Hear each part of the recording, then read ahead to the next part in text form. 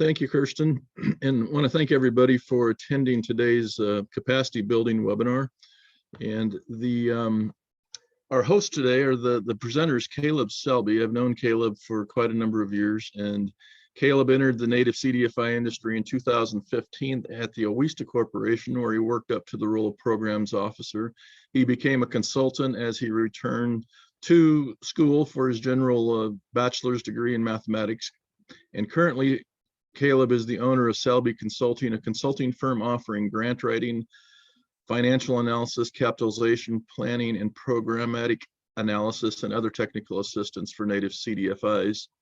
Native 360, which I'm the executive director for, my full-time job, we have utilized Caleb's services in the past, and Caleb does an outstanding job. And I can honestly say I followed his recommended capitalization plan, and it was quite successful. So Caleb, you did a wonderful job, and I enjoy working with Caleb. Today's topic is going to be the NACA Financial Assistance Awards Program, and probably nobody knows it better than Caleb. So our time is short and time goes fast, so I don't want to elaborate too much. So I just want to thank Kirsten and Caleb and everybody that attended today's event, and I'm going to turn it over to Caleb. Perfect.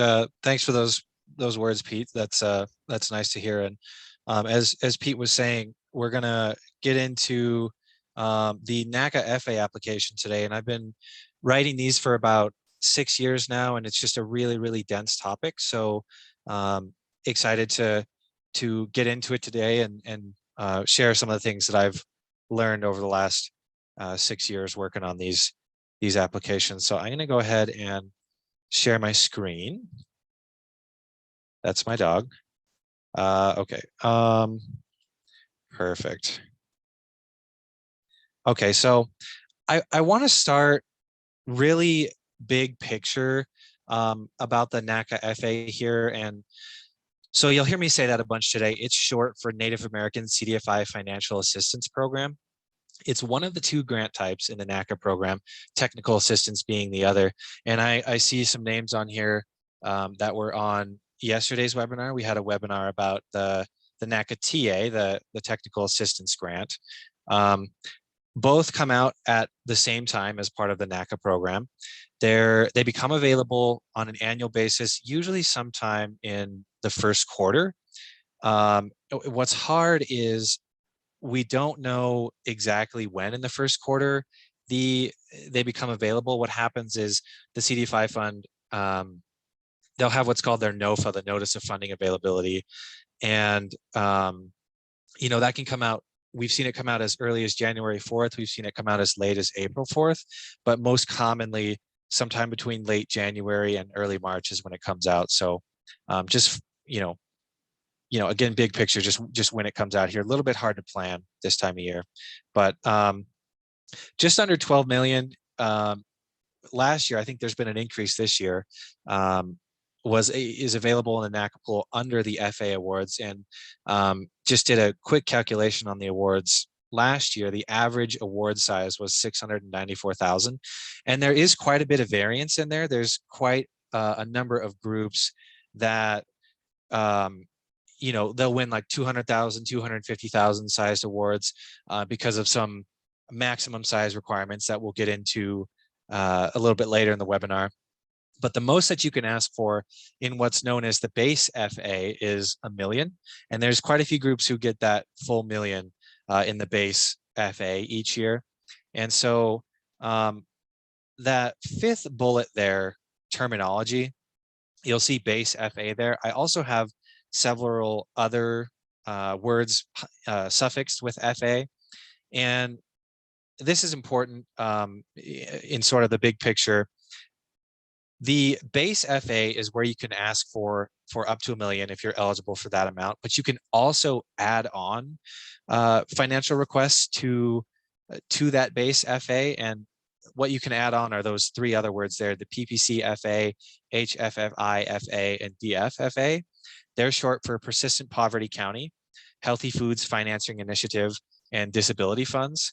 So really commonly, Native CDFIs are able to bolster their ask with persistent poverty county funding. You can request up to 300,000, but it does depend on how much you've historically deployed in persistent poverty counties. I'm mostly, just because of time today, I'm mostly just going to be talking about the base FA, rather than getting into those other add-ons, other than just mentioning that persistent poverty county is the most common for native CDFIs. I've seen a few win or attempt to win Healthy Foods Financing Initiative. Okay, so eligibility, that second to last bullet there, this is different from the NACA TA, where you could be a sponsoring entity or an emerging native CDFI, meaning that you're targeting certification, but you're not yet certified. For a NACA FA, you must be certified prior to the release of the NOFA. And I would just note, it didn't used to be this way. You used to be able to submit a certification application along with a NACA FA if you weren't yet certified. They changed that last year. So you had to be certified prior to the NOFA being released. And again, I mentioned it being a little bit hard to plan this time of year. If you're in that category of you're not quite yet certified, but you are targeting certification, might be a little bit hard this year to be targeting an FA application. It just depends on when the NOFA drops, because you could submit a certification application, just today, for example, and if the NOFA didn't drop until late March, you might have time to get certified before then, but it's just a bit of a guessing game at this point. And then the last bullet point here on big picture stuff is that this award, really what it's designed around is supporting your ability to increase your lending efforts. Whereas yesterday it was all about capacity building. This is all about how can the CDFI fund and their dollars support you in increasing your lending efforts. So that's the big picture here in the NACA FA. And then for eligible activities or uses of funds, so if you're awarded, this is how you can use the funding of a NACA FA application. You can use it to make loans, and that's in that first category there of financial products. The second category is development services, and I think this is a really big misconception in our field, is that you can only use FA funding to make loans with, and that's not true. You can use it to support your development services, and that even means you can use it to support development services staff. I'd encourage everybody to take a hard look at the FA guide around and look at the section uses of funds, and I'll be showing you that FA guide a little bit later in the webinar. Another important way that you can use FA funding is to grow your loan loss reserves, and this is accrual loan loss reserve. So I advise all of my clients to bolster their funding request with talking about how they're going to use FA funding to grow their loan loss reserves. It can sometimes be hard to find funders who are willing to support you to grow your loan loss reserve. So the FA application doing that is big value added. The last two categories are capital reserves and financial reserves, or financial services, excuse me. That's only for depository institutions. And I'm looking around at who's on the call right now. I think we mostly have RLFs on today. So really the 5 eligible categories for uses of funds really is 3 for most of us, those first 3. And if you're a depository institution, the last 2 would apply to you as well. I just wanted to really quickly show what the system looks like in which you submit the NACA FA application. It's called AMIS, or Awards Management Information System, and this is what it looks like. We could have a whole webinar on just navigating and using AMIS, and we've actually done that in years past, but what I wanted to bring note to here is the CDFI Fund is actually overhauling this system, and they're going to unveil a new system on January 14th. I don't know if it will just be improvements to this system or if it will be an entirely new system. I figured I'd just show you what it is now, but expect it to change maybe significantly between now and and when the NOFA comes out. So could be an entirely new system that we're submitting the NACA FAs through this year. So that'll be a fun learning process for all of us, I think. Okay, so moving on to structure of the NACA FA, and I do just want to take a second to say, second what Kirsten said earlier, where if folks have any questions, please feel free to put those in the chat box. And I'm also going to try and end a few minutes early so that if folks have to leave at the hour, I'll be able to answer questions. But I'm also going to stay 10 minutes or 15 minutes after the hour if folks want to hang around and ask questions. So just wanted to make that note. So structure of the NACA FA application, there's really three big parts. The first being AMIS data entry. So that really involves a lot for the NACA FA. There's a decent amount for the NACA TA, and we went over that yesterday. There's quite a bit more really for the NACA FA.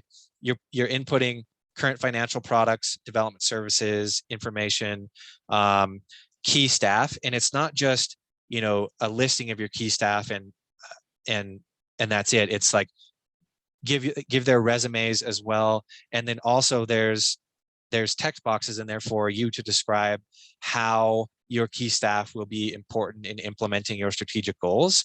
And we're going to be talking about strategic goals later on, but there's actually I would call it narrative that goes in AMIS that's sort of separate from the rest of the narrative. There's also information that you input about your board of directors, and same thing here. There's information, there's text boxes for you to be writing in how your board of directors are important in achieving your strategic goals. And then the other big parts of the AMIS data entry are FA objective sections and performance and goal sections, which are both jargon at this point, but they are on the following slides. I'll be talking about those in a second. There's also a financial assistance request detail where you input how much you're asking for. And there's quite a bit of information there related to the performance goals and measures, which we're also going to get into. Oh yeah, perfect. Okay, yeah, Kirsten reminding everybody to use the chat feature. Great. Okay, so the other major sections, the next one is just the narratives, and I'm going to be showing you all what that looks like in a second. The third section is financial data, and that includes projections. So how this part works, and I'm going to jump to the next slide because I talk about this slide here is dedicated to the financial data and the projections. So I'm actually going to pop over to what is called the FA guide, and I've referenced this a couple times already, just the financial assistance guide. It might be kind of funny to watch me scrolling through here. I did this yesterday in the TA webinar as well, because I think it's really valuable to see how to be using this FA guide. One of the biggest tips that I can give you for having a successful application is just being really in tune with what's in this FA guide. There's really a lot of good pointers and tips and strategies. So I'll start by just showing you, there's going to be a lot of things that I show you in here today, but we're talking about financial data right now.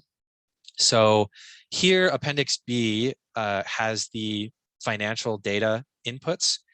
And so I'm going to just show you what some of those are. And before I do that, you see these three rightmost columns here: historic, current, and projected. How the financial data works is that if you've been around for more than 4 years, what you're going to input for financial data is 3 years of historical data, 1 year of current financial data, and then 3 years of projections. If you haven't been around that long, say you've only been around for 1 year, you would only have the current year of financial data and then 3 projected years. I think it's more likely that folks going for the NACA FA have been around for at least 2 years, because you have to have been around long enough to become certified. So I don't think having not as many years is going to apply to many groups on here, but the maximum number of years that you're going to input is 7 years of financial data, 3 historic, 1 current, and 3 projected. So You'll see here, for example, the very first row, unrestricted cash and cash equivalents. This is a financial data input that's required for all categories of years, historic, current, and projected. Not all of them are that way. As you can see, there's a lot of these inputs that aren't required for the projected years. So keep that in mind. And then I also want to just show you just the sheer quantity of financial data inputs that there are. I'm still scrolling. More data inputs here. There's actually a total of 58, and not all of them will apply to revolving loan funds. There's quite a few that apply to just depository institutions. So if you're an RLF, you'll end up inputting a lot of zeros. But there are quite a large number of them here that will apply to revolving loan funds. And I'm going to jump back to the PowerPoint here. And I think we have,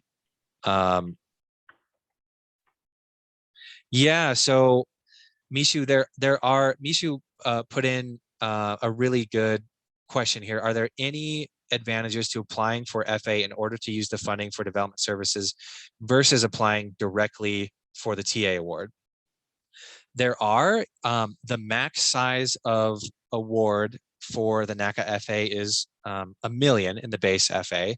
So theoretically, you could use all of that for development services. I don't think that's a very likely scenario, but you could use a good portion of your FA request to cover development services.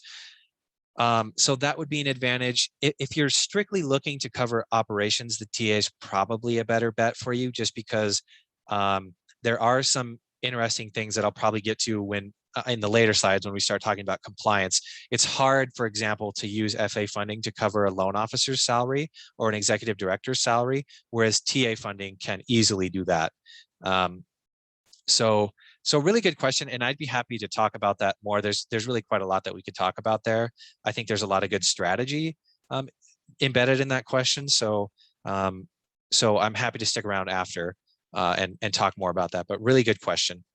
And so back to the financial data here. The last things that I would say about the projections is what's most helpful is to develop a spreadsheet in which you can put your historical data and your current year data, and then have it tooled in such a way that you can sort of play around with the projections and see what different scenarios look like. What a lot of groups like to do, and this is what I do with my clients, is we base our projections entirely off what you want to be doing in your lending. So how much do you want to be increasing your lending by? Are you adding a new financial product? We can put all of that sort of as assumptions and then see how it ripples through the statement of activity and statement of financial position, see what it means for all your financial ratios, which we'll look at later in the webinar.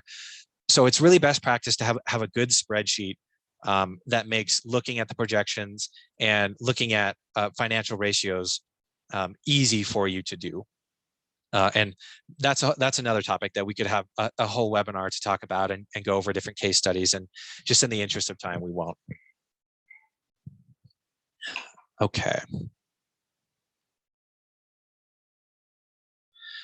Okay, so just some general tips here on projections is that they should be bold, but they should also be realistic and attainable. For the NACA FA application, I've mentioned this a few times, the performance goals and measures, and I'm going to define those in a second. Those don't exist for the NACA TA. They do here for the NACA FA, and what they do is make you rein in your projections a little bit. They are, well, I'll get onto what those are in a second, but they make you rein in your projections. Your projections should also closely match your strategic goals and your FA objectives, which is on the next slide here. It's also important and actually really easy to do this. Your projection should be free of errors. So if you can build some things, some checks into your spreadsheet, like just make sure the change in net assets equals net income, make sure that the fundamental accounting equation is met. It's really easy to be toggling around with projections, move a few things around, and then get things out of whack on accident. So having some checks and balances in there is really good. And then finally, knowing all the ratios that are being used to evaluate you, I think is really important. And I'm going to just jump out of the PowerPoint really quickly, I'm going to have, this is the evaluation process, the document that outlines the evaluation process that the CDFI fund uses for your NACA FAs. And I just wanted to show everybody there's actually 28 financial ratios that they are using to evaluate your historical, current year, and projected data. And those are all here. I won't get into what any of these mean, just in the interest of time, but I think it's really valuable to know what these are, keep this chart close and actually have these ratios built into your spreadsheet so that, for example, if you do a bunch of lending in the future, what does that do to your deployment ratio, for example? Does it drop too low? Does it drop below, say, 50 or 60%? And maybe maybe you need to do something to kind of to bring that back up into the range of 70 or 80%, which is where we like to see that ratio, for example. So it's helpful to have that stuff built in to your spreadsheet. So, okay, jumping back to the PowerPoint. And I'm going to move beyond the projections here and move on into the narrative. And probably a concept that's good to learn before going over the narrative is what's called the FA objectives. And I've mentioned those a few times, but here's what they are. And the idea here is that you have to select one of these, and your application will revolve around one of these FA objectives. You can select more than one, but at a minimum, you have to select one. And these are increase, but I won't read all of them, but I'll just read the ones that are most commonly selected by RLFs. The first one is increase the volume of current products. And then the second most common is new financial product, that fourth one there. I also see less often, but I do see the third one, new geographic areas, and the sixth one, new development service, sometimes selected. And there's some strategy, I think, to choosing those sometimes, for 1 year or another. And that's another topic that we could talk a lot about, but we won't have time to get into that here. There are a few that only apply to depository institutions. The fifth one and the second one both are relating to financial services. So just know that those don't apply to revolving loan funds. Okay. And then, so here's the slide about performance goals and measures, which I've mentioned quite a few times now. I suppose the easiest way to talk about this is if we look at that last bullet, if we go over an example. Say that a native CDFI is going for NACA FA, and they select the FA objective of adding a new small business product. So if you remember from the previous slide, that would be the fourth FA objective, 1-4. And they input in their projections a 3-year lending goal. And you remember me saying there's 3 years of projections. So over those 3 years, they say that they're going to do $1 million in small business loans over that time frame. What the performance goals and measures are is a way for the CDFI fund to hold you to what you're saying in those projections and also in the narrative. So what would show up on your assistance agreement if you were awarded is that by the end of year 1 of your performance period, you would need to have done 25% of that total lending goal to stay compliant. By the end of year 2, you'll need to have done 50% of that to stay compliant. And then by the end of year 3, you'll need to have done 90% of that to stay compliant. And so in this example, that'd be $250K in small business loans by the end of year 1. By the end of year 2, $500,000 in small business loans. And then by the end of year 3, $900,000 in small business loans closed. So, and actually this is how the performance goals and measures are staggered for most of the FA objectives. It being that the sort of 25%, 50%, and then 90% schedule over year 1, year 2, and year 3. And this would also be a good time to note for the NACA FA, if you're awarded, your performance period, meaning just the years which you must report to the CDFI fund and be staying compliant, is always a 3-year period, regardless of what type of entity you are. And I just highlight that because it's not that way for the NACA TA.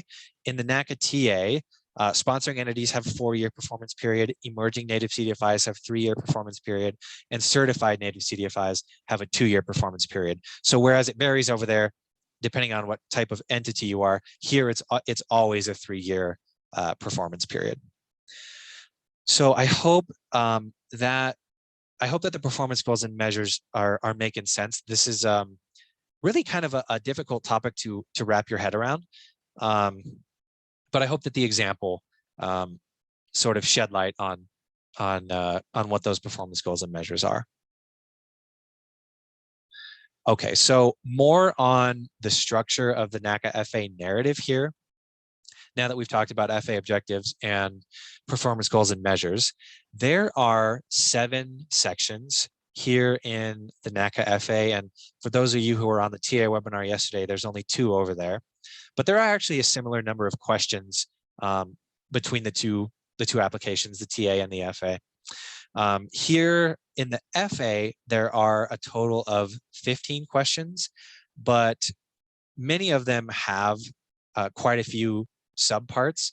So what's really 15 questions usually ends up being 18 or 20 is probably how many you'll end up writing. And it's not exactly the same for everyone. It depends on which FA objectives you select.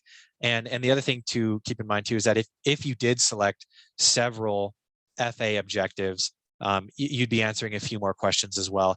And I would just highlight a situation in which it might make sense to select more than one FA objective is if you're introducing a new financial product, you might also be introducing a new development service.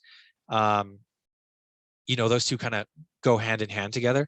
And that would be a good way to augment the request to the CDFI fund, your funding request. So the last thing that I wanted to point out here on this slide, and we'll go over more about the evaluation process later, but the first section, oh, and actually I do want to go over the number of questions in each section. The first section, which has 3 questions, is not used to score your application.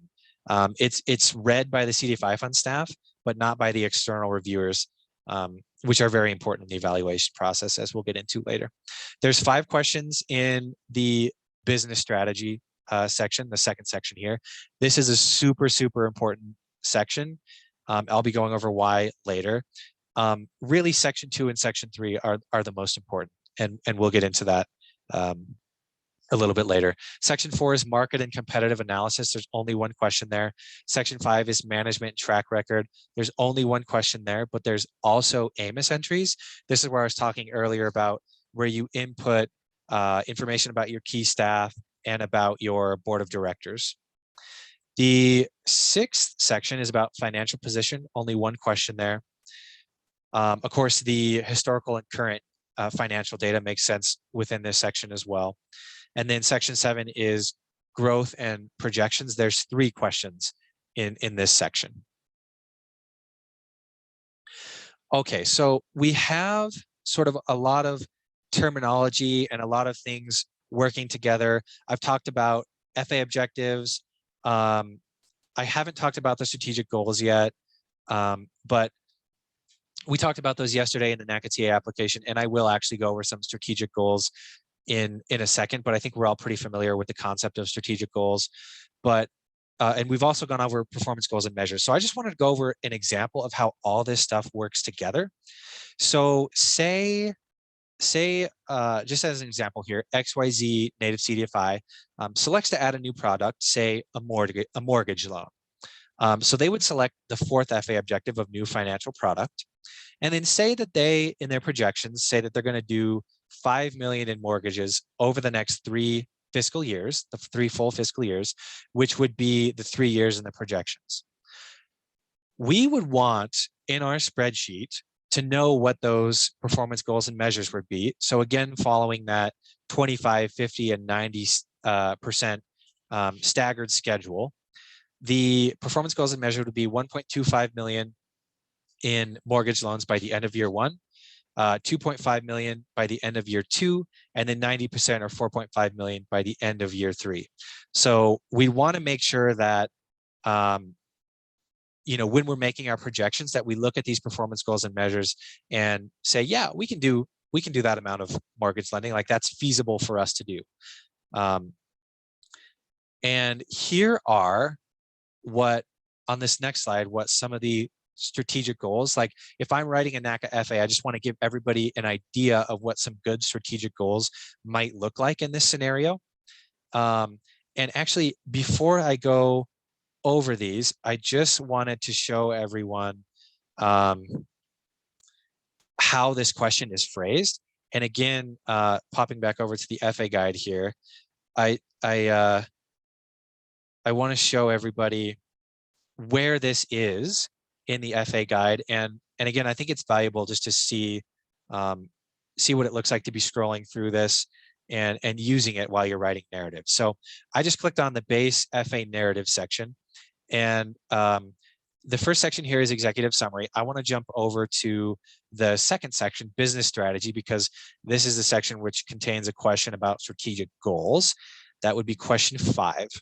So question 5, discuss your CDFI strategic goals for the next 5 years. You have 5,000 characters to do this. And one thing that I'd point out here is this notes and guidance column is super, super helpful. It's the same for the NACA TA, where there's some really nice tips from the CDFI fund about what they're looking for in this question. And I think this is really big for folks who haven't written an application yet, is refer to this, and they're telling you what they want to see in here. Okay, so yeah, that's the lead in that I wanted to give to the importance of strategic goals here. They have a question dedicated directly to strategic goals. And I would just point out too, you see the first tip here, you should discuss how your CDFI plans to achieve the stated strategic goals and how your strategic goals clearly align with the selected FA objectives. So we can see that these strategic goals need to be relating really well to the FA objectives, which, jumping back to these examples that I've given here, you'll see that they do align really well with the FA objective of adding a new financial product, which is the mortgage loan. So the first strategic goal, and I highly recommend that everyone sort of follow this formula, where it reads, XYZ native CDFI will improve access to mortgage loans in our target market by creating a new mortgage product and lending 5 million in mortgage loans by the end of fiscal year 24. So you can see that this, I'm referencing directly the mortgage loans and how much we want to be lending, which is, exactly what the FA objective and performance goals and measures are about. And I think that's a really good idea. Just have the first strategic goal, directly relate to that. There's a lot of room for creativity here in the application, but we want the connection between the strategic goals and FA objectives to be really rock solid. And then the following strategic goals here are just supporting,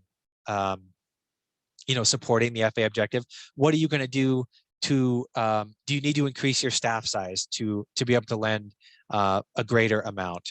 What do you need to do for fundraising? Are there any partnerships that you need to develop to accomplish that FA objective? The strategic goals can really establish confidence in the reader that you're thinking about how your native CDFI holistically is going to be able to achieve that FA objective. And the last thing that I'd say about this question, I like to follow the formula of sort of say each strategic goal and then spend a paragraph talking about the details of what that strategic goal means. And then the next paragraph is about the next strategic goal. And so you'll probably have, 3 to 5 good paragraphs in question 5 about the strategic goals. And I like to follow that formula, and I think it's a good way to write a good answer to this question. Okay, so I have a poll question here. Kirsten, would you mind popping that poll question up? Perfect. So the question is, what concepts form the bedrock of your NACA FA application narrative? And I'll give everybody, I don't know, maybe half a minute or a minute here to respond. See some answers coming in right now. Some folks saying strategic goals, some saying all the above.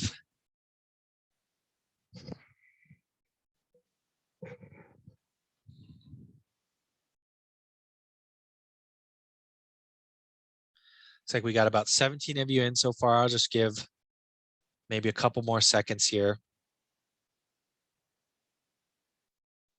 Okay, perfect. We got 18 in. I'm going to go ahead and end the poll and share the results.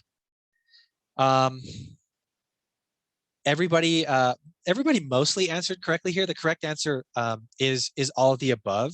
Really, I would accept any of these. They're all super, super important. But I think the concept that I would like to drive home for everybody is they all work together, and they're all really important to consider in the FA application, in the narrative, particularly the FA objectives and strategic goals.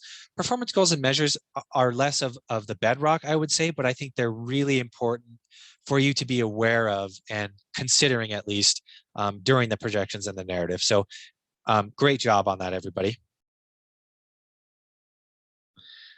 And I'm going to jump to the next slide.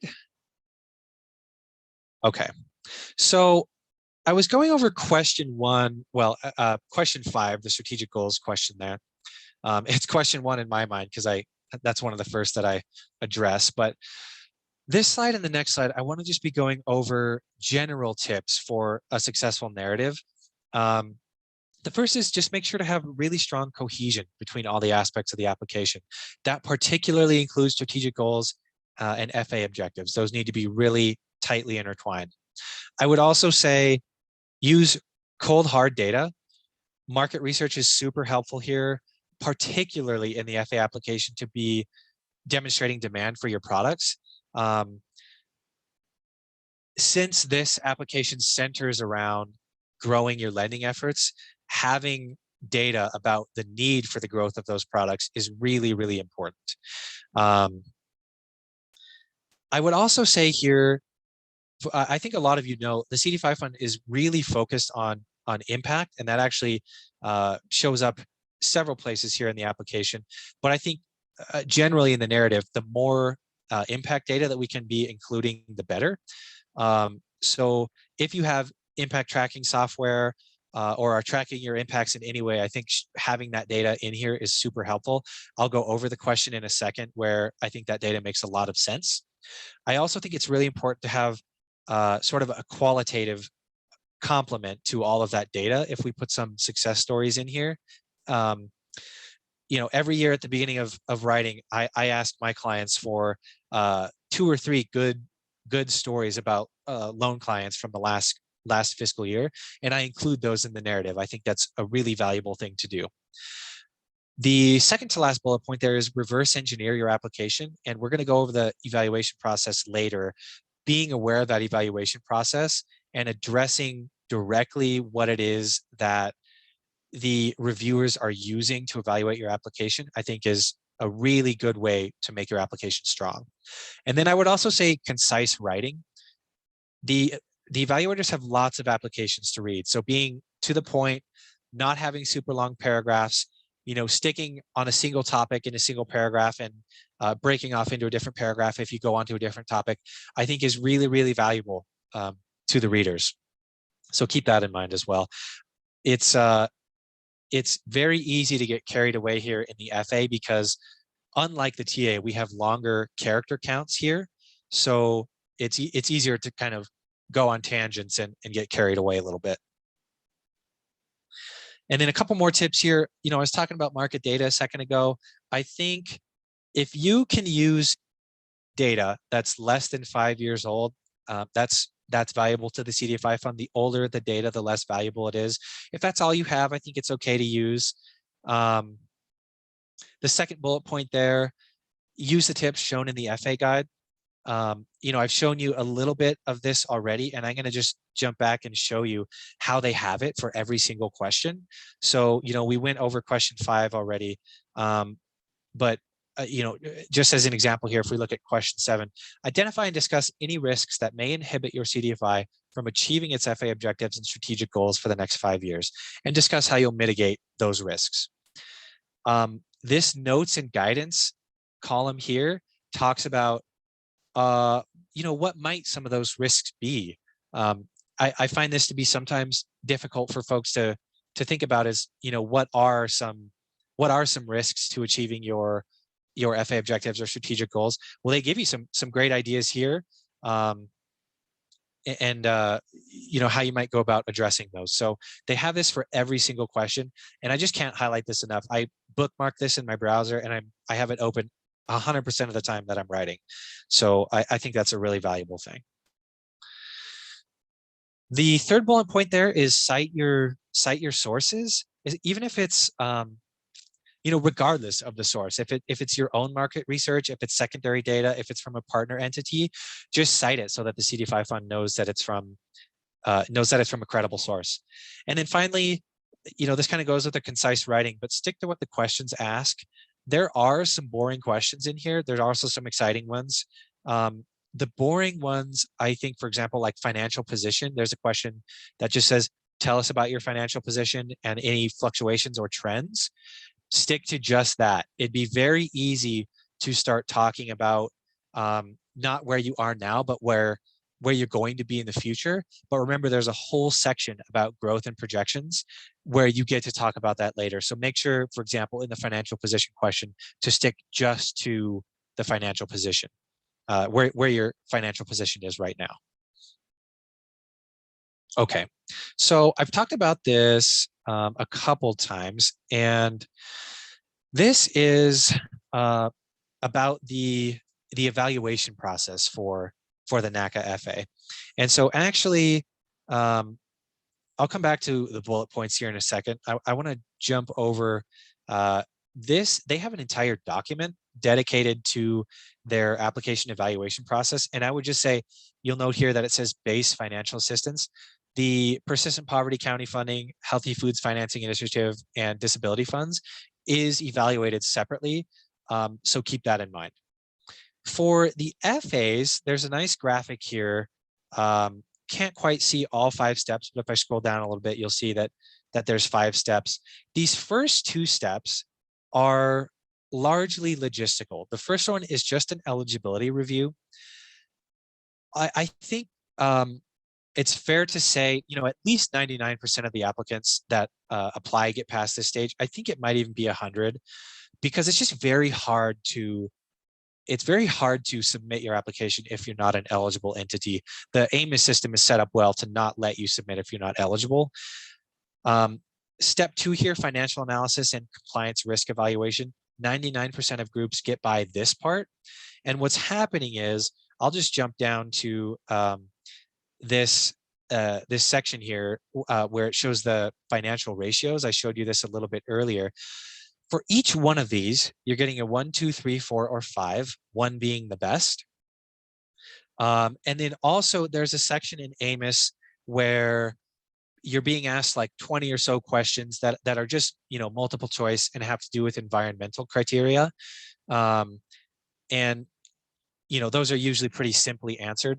That's all that's being evaluated here in step 2. And that's why 99% of applicants get by.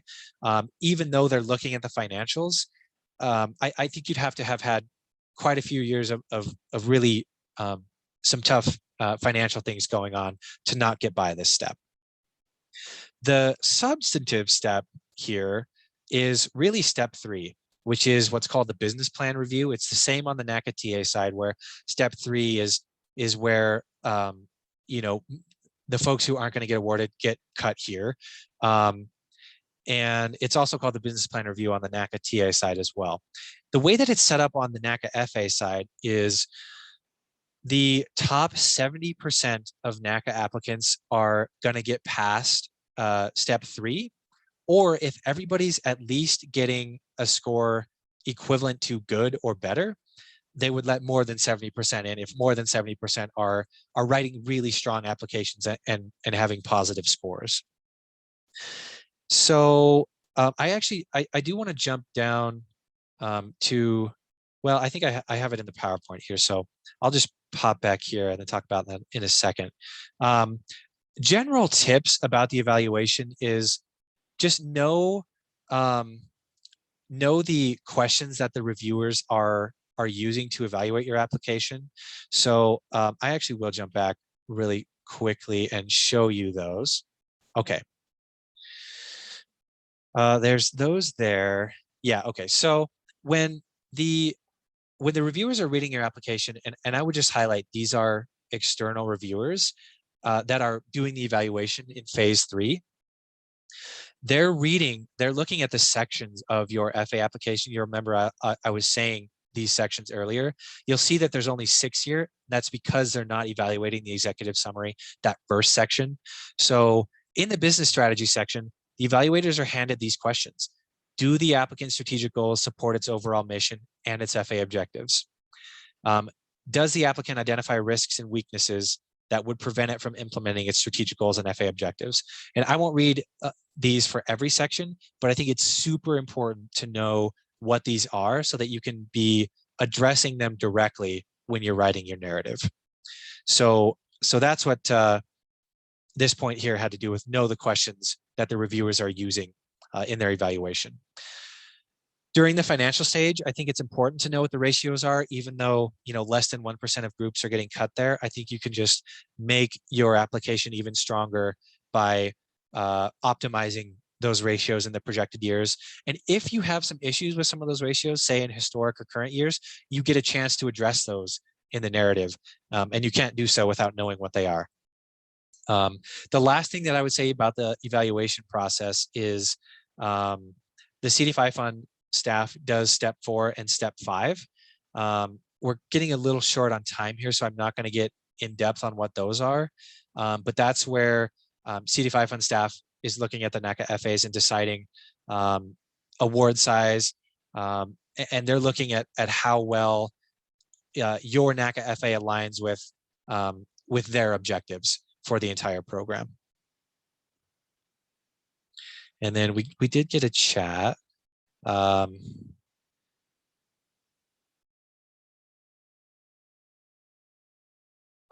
okay, yeah, great question here. No matching requirement for the NACAs.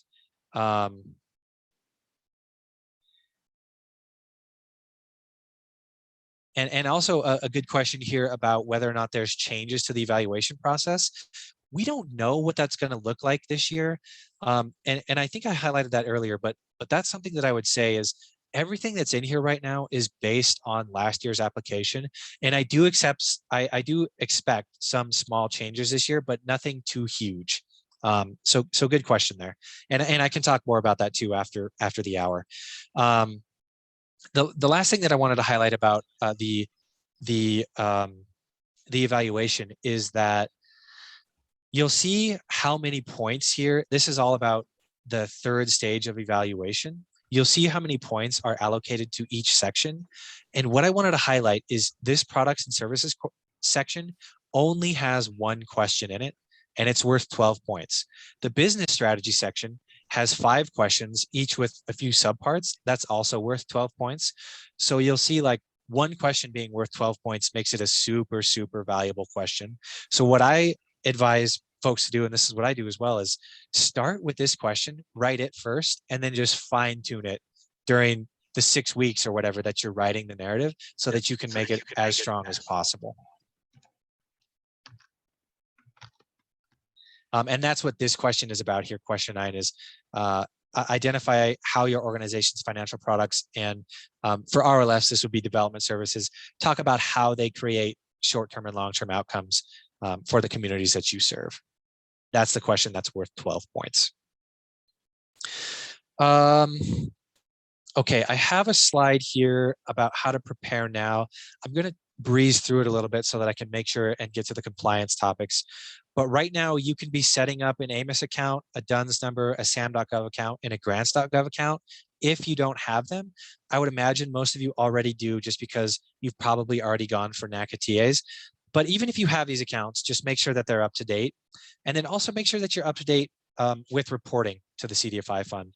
If a lot of you, I would assume a lot of you have active grants right now. So make sure that you're up to date with reporting on those. Common pitfalls I see, especially with the NACA FA, because there's so much going on with these, is you got to start early. Don't wait a month to start writing your narrative. that won't leave you enough time. So make sure that you're good on time management. As I've talked about a bunch too, is just make sure you have really good cohesion between all the aspects of the application. Know how to use the awards management information system. That's especially true this year since it'll be a new system. Make sure and remember that the character counts for each question include spaces. So if you're using some website and pasting your responses in there to get character counts, make sure that website uses spaces, counts the spaces when it gives you that number. And then also just make sure you focus on the important pieces. Focus on that question 9 that's worth 12 points. There are 2 pieces that are really easy to forget, which is that the fund requires you to have a management letter if you have had audits historically, but don't have management letters with them. They want what's called a statement in lieu of a management letter that needs to be signed by your board. They provide a template for that. So that's something to get, to get done early. And then also new over the last few years is you need a board resolution to apply for NACA funding. You don't need to submit that with the application, but they make it very clear that they may ask for it later on and want to see that it was signed by your board prior to applying for the funding. So keep that in mind as well. I have one more poll question here, Kristen, if you wouldn't mind bringing up that last poll question.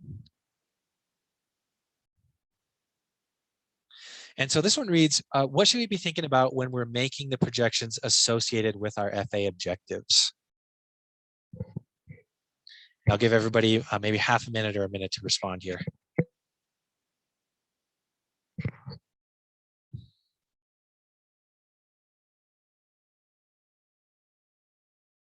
Perfect. We got 12 of you in so far. Nice. Perfect. Okay, I'm actually going to go ahead and stop it there, and I will share results. So nobody said if you need another cup of coffee, which is what I am thinking about sometimes, but certainly the performance goals and measures, which are going to show up in your grant agreements, and if you're awarded, and can create some issues if you're not aware of what those are going to be. So great job on that, everybody. Most everybody got that right. Okay, so there's just a little bit that I wanted to talk about with compliance here, and then I am going to wrap up just to leave a few minutes for folks to ask questions before the hour's over. We really covered most of it when we went over the performance goals and measures, because that's really what's mostly in what's called the assistance agreements, or the documents that you sign with the CDFI fund if you're awarded. The other major thing is that you must spend all of the funding in those eligible categories that I talked about: financial products, development services, and loan loss reserves. You also have a 15% direct admin amount that you can spend on quite a few different things. That is not true for the NACA TA. It's only true here for the NACA FA. So keep that in mind. And then the other thing for the NACA FA, you'll report at the end of each year. So you'll remember me saying that it's a 3-year performance period. You'll report at the end of year 1, end of year 2, and end of year 3. And the big thing that you'll be reporting on is in year 1, did you reach that 25% goal? Year 2, did you reach that 50% goal? And then by the end of year 3, did you reach that 90% goal? Again, and that's part of the performance goals and measures. So, okay, this is perfect timing. I have that we have 3 or 4 minutes left here. I want to just open it up to questions. Does anybody have any questions about anything? I see one from Dave already in. Does the NACA FA award remain as federal funds? Would have implication for the SSBCI funds? I'm not sure I understand the full meaning of the question, Dave. Maybe we can connect after, and I can see if I can better understand that, or if you want to clarify now. I'm not super in depth on what the SSBCI is looking like. I know that's on the forefront of everybody's minds right now. I've been busy with quite a few other things, but I'd love to get that clarified for you. Yeah, we can follow up later if you like. It's okay, fine. perfect. Yeah.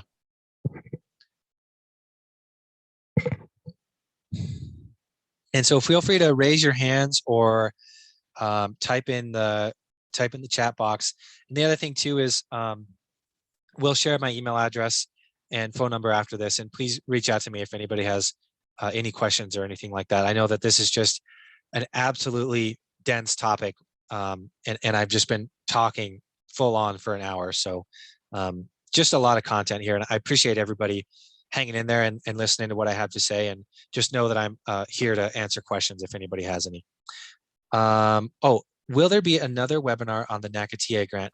I believe that that webinar is recorded, as Kirsten was saying earlier, so I think that's going to be shared out with everybody, and it's also on NCN's website already, I believe, too. So a question from Jamie: how do you know what the prior reviewer questions and ratios they're looking for? So really good question. When this year's application comes out, there will be it'll be hosted on a web page from the CDFI fund. You'll see the NOFA there. You'll see the FA guide, the evaluation process, and about 7 or 8 other documents there that will help you during the application. It's all going to be on that web page. And when the CDFI fund blasts everybody when the NOFA drops, there will be a link in the email to that web page. So you can look there and then in the documentation to find what the reviewer questions are going to be and also what the ratios are going to be. So really good question there.